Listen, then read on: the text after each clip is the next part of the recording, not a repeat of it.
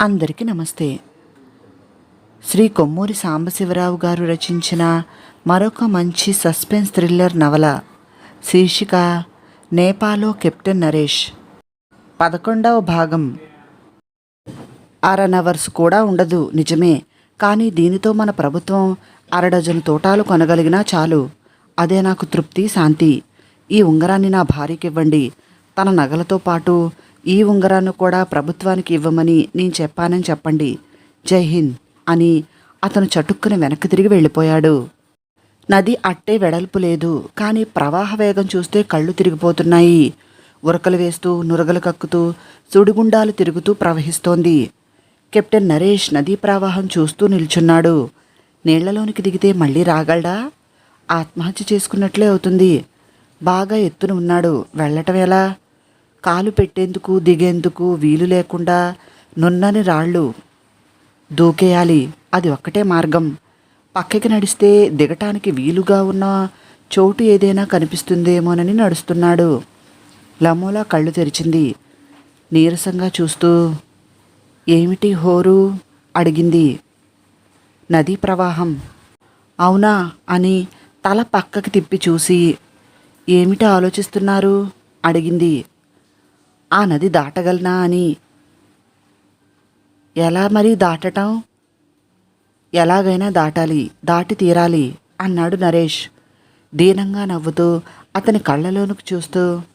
తప్పదా అన్నది. తప్పదు. మనం శత్రువుల బారి నుంచి తప్పించుకునేందుకు, మన సైనిక స్థావరాలను చేరుకునేందుకు ఇది ఒక్కటే మార్గం. ఇదొక్కటే మిగిలిన ఆశ. లమోలా తల ఊపింది. ఆలోచించే స్థితిలో లేదు. వద్దని వారించే శక్తి కూడా లేదు. నేను అడిగింది. నువ్వు నాతో వస్తున్నావు. ఈ కాలితో ఈదగలనా? నువ్వు ఈదవలసిన అవసరం లేదు. నా భుజం పట్టుకో.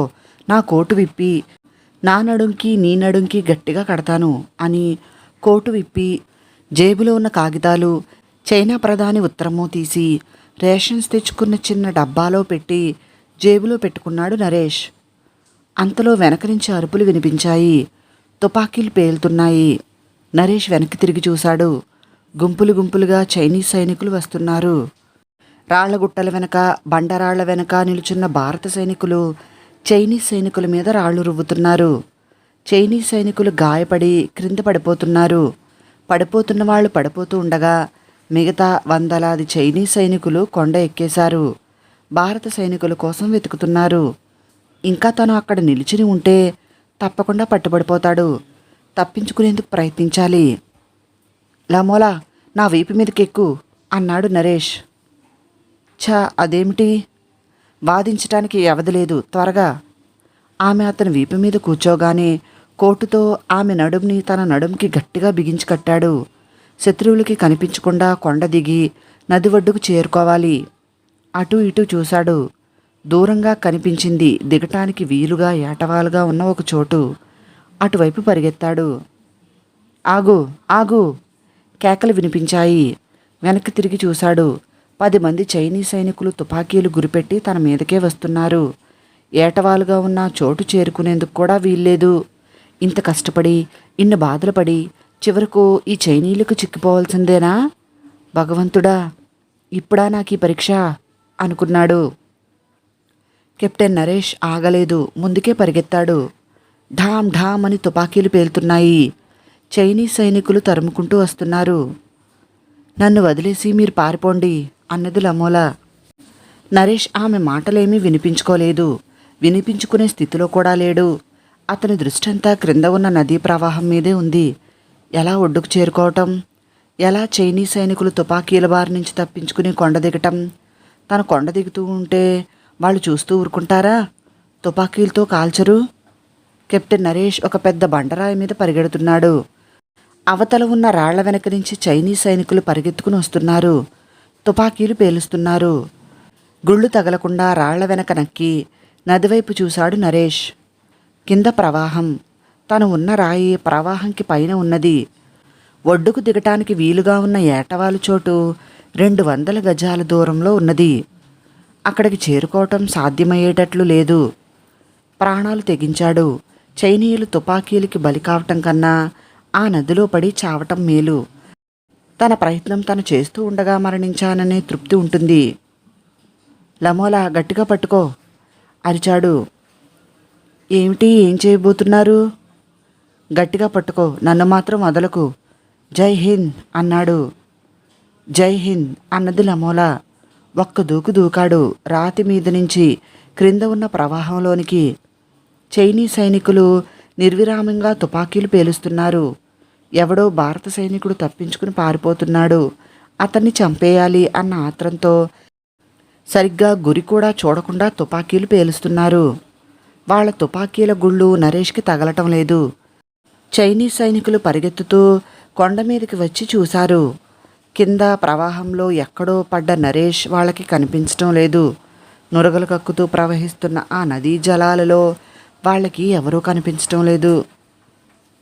చచ్చాడు, చావటానికి దూకేశాడు. పోనీ మనకే మంచిది నవ్వుతున్నారు శత్రు సైనికులు. నరేష్ ప్రవాహంలోనికి దూకుతున్నప్పుడు అతనికి బతుకుతానన్న నమ్మకం లేదు. నీళ్లల్లో పడగానే నీళ్ల అడుక్కి వెళ్ళిపోయాడు. ఊపిరి బిగబట్టి కాళ్లతో నీళ్లని తన్నుతూ పైకి తేలాడు. తల పైకెత్తి చూశాడు. ఎక్కడో ఆకాశంలో చిన్నగా నల్లని కాకుల్లా కనిపిస్తున్నారు రాయి మీద ఉన్న చైనీస్ సైనికులు. తన పడిన చోటు నుంచి చాలా దూరం వచ్చేశాడు. ఆ నది ఎంత వేగంగా ప్రవహిస్తుందో అప్పుడు తెలిసింది. అడ్డంగా ఇది అవతలి ఒడ్డుకు చేరుకునేందుకు ప్రయత్నిస్తున్నాడు. ఒక్క అడుగు అడ్డంగా పక్కకి వెళ్ళబోతే 100 గజాలు ముందుకు లాగేస్తోంది ప్రవాహం. ముందుకు వెళితే వెళ్ళాడు. ఒడ్డు దగ్గరైతే చాలు. చేతులు చాచి కాళ్ళు తన్ని ఒడ్డువైపు వెళ్ళటానికి ప్రయత్నిస్తున్నాడు. ప్రవాహం 200 గజాలు ముందుకు తోసేసింది. తను ఏమీ ప్రయత్నం చేయకుండా ప్రవాహంలో కొట్టుకుపోతే ఏమవుతుంది? ఎక్కడికి వెళతాడు? అపజయం అంగీకరించలేడు. తన శక్తిలో నమ్మకం పోగొట్టుకోలేదు.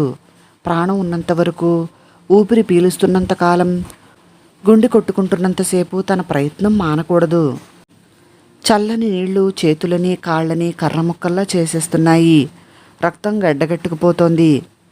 లమోలా ఏమైంది? వీపు మీద ఉన్నదా? ఊపిరి పీలుస్తుందా? పిలవటానికి వీల్లేదు. నోరు తెరిస్తే నీళ్లు నోట్లోనికి పోతాయి. వెల్లకిల్లా పడుకుని నీళ్ల మీద తేలటానికి లమోలా వీపు మీద ఉన్నది. మిగిలిన కాస్త శక్తి కూడదీసుకుని మెల్లగా ఎదటం ప్రారంభించాడు నరేష్. నది మధ్య అక్కడక్కడ పెద్ద రాళ్లున్నాయి. ఏ క్షణాన ఏ రాయికి కొట్టుకుంటానో అనే భయం ఒక పక్కన. భారత సైనికులు తనను చూసి రక్షించేందుకు వస్తున్నారన్న ఆశ ఇంకొక వైపు. కాళ్ళు చేతులు వంకర్లు తిరుగుతున్నాయి. తన ఆధీనంలో లేవు. కదలటం లేదు. ఇక అట్టేసేపు తను అలా నీళ్లలో ఉండలేడు. లమోలా పిలిచాడు. పిలుస్తూ నీళ్లు మింగేశాడు. నీరసంగా అతని చెవిలో పలికింది. అయిపోవచ్చింది అన్నాడు. అతనికి తెలుసు, ఇంకొక 5 నిమిషాల్లో కాళ్ళు చేతులు పూర్తిగా మొద్దుబారి స్వాధీనం తప్పుతాయని, నదీ ప్రవాహంలో తమ శవాలు కొట్టుకుపోతాయని. అవును అన్నది లమోలా అతని మెడ గట్టిగా పట్టుకుని. ఎదురుగా పెద్ద రాయి కనిపిస్తోంది. ప్రవాహంలో కొట్టుకుపోతున్న తను ఆ రాయిని ఢీకొట్టుకునే ప్రమాదం ఉన్నది. 20 గజాలు దూరంలో ఉండగా నరేష్ ఆ ఆపదను చూశాడు. ఆ రాయికి ఢీకొంటే 2 తలలు పగిలిపోతాయి. తప్పించుకోవాలి. తప్పించుకుని తీరాలి. అంత ఘోరమైన చావు చావకూడదు. తప్పించుకునేందుకు అవతల వైపుకు ఎదటానికి ప్రయత్నించాడు. ప్రయోజనం లేకపోయింది. రాయి చాలా వెడల్పుగా ఉంది. చటుక్కున వెనక్కి తిరిగి ప్రవాహానికి ఎదురుగా ఎదటం ప్రారంభించాడు. ఆ రాయికి కొట్టుకోననే ఆశతో ఈదుతున్నాడు. ఎక్కడలేని బలం తెచ్చుకుని చకచకా కాళ్ళు చేతులు కదిల్చాడు. నీళ్లను బలంగా తంతున్నాడు. ఆపండి అన్నది లమోలా. రాయి పక్కగా నెమ్మదిగా వెళుతున్నాడు నరేష్. ఏమిటి అడిగాడు. ఈ రాయి అన్నది. అర్థమైంది నరేష్కి. తను రాయిని ఒక చోట గట్టిగా పట్టుకున్నాడు. నెమ్మదిగా రాయి మీద ఒక కాలు పెట్టాడు. అంతే. ఆ తర్వాత తనకేమీ తెలియలేదు. కెప్టెన్ నరేష్ కళ్ళు తెరిచాడు. కాసేపు పైకి చూసి మళ్ళీ కళ్ళు మూసుకున్నాడు. అరగంట తర్వాత మళ్ళీ కళ్ళు తెరిచాడు. పైన పెంకులు, చిన్న ఎలక్ట్రిక్ దీపం. ఎక్కడో బూట్ల చప్పుడు టకటకమని వినిపిస్తోంది. జ్ఞాపకం చేసుకోవటానికి ప్రయత్నించాడు. ఏమీ జ్ఞాపకం రావటం లేదు. ఎవరో వచ్చి నోట్లో థర్మామీటర్ పెట్టారు. తలెత్తి చూశాడు. చైనీస్ అతను కాదు, ఒక నర్సు. నేనెక్కడ ఉన్నాను అడిగాడు నరేష్. తేజ్పూర్ ఆసుపత్రిలో. ఇక్కడికి ఎలా వచ్చాను? నాకు తెలియదండి, డాక్టర్ గారు వస్తారు, అడగండి. లమోలా ఏమైంది? ఏమో నాకు తెలియదు, కాసేపు కళ్ళు మూసుకుని పడుకోండి, డాక్టర్ వస్తారు అని నర్సు వెళ్ళిపోయింది. ఎంత ఆలోచించినా తను తేజ్పూర్ ఆసుపత్రికి ఎలా వచ్చాడో ఊహించలేకపోయాడు. లమోలా ఏమైందో అనుకున్నాడు. ఆలోచిస్తూ నిద్రపోయాడు. మెలకువ వచ్చేటప్పటికి ఎలక్ట్రిక్ దీపం వెలగటం లేదు. కిటికీలోంచి కొద్దిగా వెలుగు వస్తుంది. తెల్లవారిందని తెలుసుకున్నాడు నరేష్. సిస్టర్. ఎస్. డాక్టర్ ఏరి? వస్తారు. ప్లీజ్, నాకు కూడా ఉన్న అమ్మాయి లమోలా ఏమైంది? నాకు తెలియదు, డాక్టర్ని అడగండి. గంట తర్వాత డాక్టరు, ఒక సైనికాధికారి వచ్చారు. గుడ్ మార్నింగ్ కెప్టెన్ నరేష్ అన్నాడు డాక్టర్. Good morning sir. నాకు కూడా ఉన్న అమ్మాయి ఏమైంది? నేను చెబుతాను అన్నాడు సైనికాధికారి. నరేష్ ఆయన్ని పరీక్షగా చూశాడు. విమానదళంలో ఉన్నతోద్యోగి అతను. కెప్టెన్, కందకాల్లో ఉన్న మన సైనికులకి మీలాగే ఆయుధాలు దింపి వస్తున్న ఒక పైలట్ నది మధ్యలో ఒక రాయి మీద ఎవరో ఉండటం చూశాడు. ఆ చోటు గుర్తుపెట్టుకుని వెంటనే మాకు తెలియపరిచాడు. ఈతలోనూ డైవింగ్లోనూ ప్రవీణులైన 5 మనుషుల్ని హెలికాప్టర్లలో తీసుకువెళ్ళి ఆ పైలట్ చెప్పిన చోట దింపాము. వాళ్లే మిమ్మల్ని, మీతో పాటు ఉన్న అమ్మాయిని ఒడ్డుకు తీసుకువచ్చారు. అక్కడి నుంచి మిమ్మల్ని ఈ తేజ్పూర్ ఆసుపత్రికి తీసుకొచ్చాము. లమోలా? ఆమె కూడా ఆసుపత్రిలోనే ఉన్నది. ప్రమాదమేమీ లేదు, కోలుకుంటోంది. ఈ ఆసుపత్రిలోనేనా? అవును, స్త్రీల వార్డులో ఉంది. కెప్టెన్ నరేష్ 2 నిమిషాలు మౌనంగా ఉండి, నా దగ్గర ఒక ఉత్తరం ఉండాలి అన్నాడు.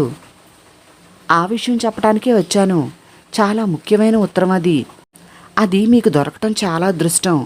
అది ఎలా సంపాదించారో తెలియదు, కానీ దేశం మీకు ఎంతో రుణపడి ఉంది. ఏముంది ఆ ఉత్తరంలో అడిగాడు నరేష్ ఆత్రంగా. వివరాలు నాకు తెలియవు. చైనీస్ భాషలో ఉంది. ఉన్నత సైనికాధికారులకు పంపించాను. ఈవేళ నాకు కబురొచ్చింది. భారత ప్రభుత్వం మీకు అభినందనలు తెలియచేయమన్నది. ఆ ఉత్తరంలో చైనా ప్రధాని ఏం రాశాడో అన్నాడు నరేష్. చైనా వాళ్ళు నిన్న యుద్ధ విరమణ ప్రకటించారు చెప్పాడు ఉద్యోగి. యుద్ధ విరమణ ప్రకటించారా? ఎందుకు? కారణం ఏమిటి? ఈ రాజకీయ కిటుకులు నాకు తెలియవు.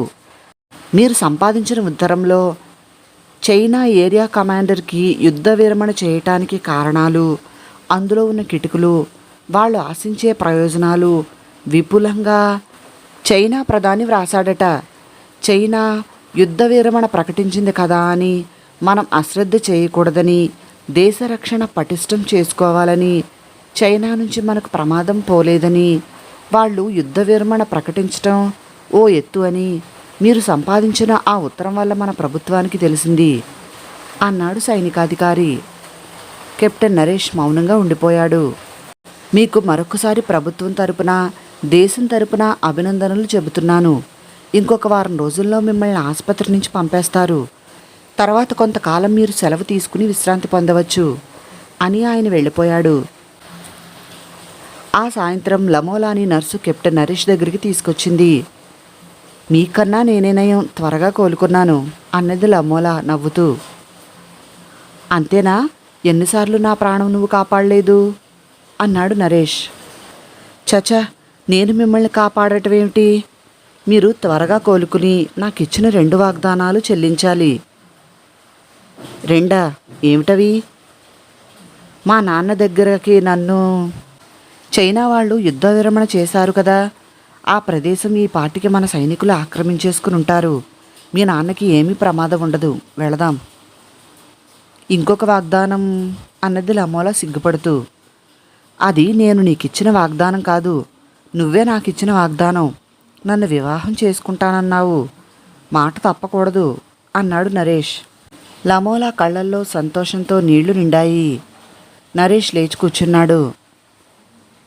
లమోలా, నేను ఈ ఆసుపత్రి నుంచి కదిలేందుకు ఇంకా వారం రోజులు పడుతుందట. ఈలోగా నువ్వు నాకు ఒక సహాయం చెయ్యాలి. చెప్పండి. నా వస్తువులన్నీ ఎక్కడ ఉన్నాయో డాక్టర్ని అడిగి తెలుసుకోవాలి. వాటిలో ఒక ఉంగరం ఉంటుంది. అది తీసుకుని మహేంద్ర సింగ్ తండ్రికి ఇవ్వాలి అని ఆయన అడ్రస్సు, మహేంద్ర సింగ్ తన వాళ్ళకి చెప్పమన్న విషయాలు అన్నీ లమోలాకి చెప్పాడు నరేష్. ఇవాళే వెళతాను. వెళ్ళు, త్వరగా వెళ్ళు. నా ఆరోగ్యం కుదుట పడగానే నేను వచ్చి వాళ్ళని కలుసుకుంటానని చెప్పు. జై హింద్. జై హింద్ అన్నది లమోలా. నవల సమాప్తం. విన్నందుకు అందరికీ చాలా చాలా థ్యాంక్స్. నచ్చితే వీడియోని లైక్ చేసి ఛానల్ను సబ్స్క్రైబ్ చేసుకోండి ప్లీజ్. మరిన్ని కథలు నవలల కోసం డిస్క్రిప్షన్లో ప్లేలిస్ట్ లింక్స్ ఉన్నాయి, ఒకసారి చూడండి. ధన్యవాదములు. మీ ప్రసన్న.